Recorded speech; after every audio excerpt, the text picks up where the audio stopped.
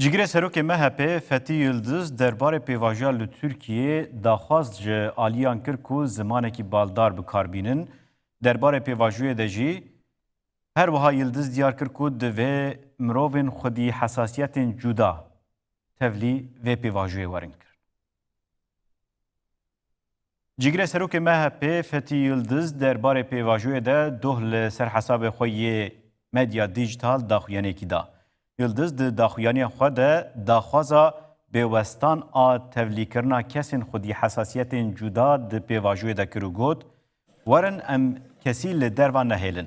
Werin em bi seber rastiyê nîşanî kesên ku naşibihin me bidin.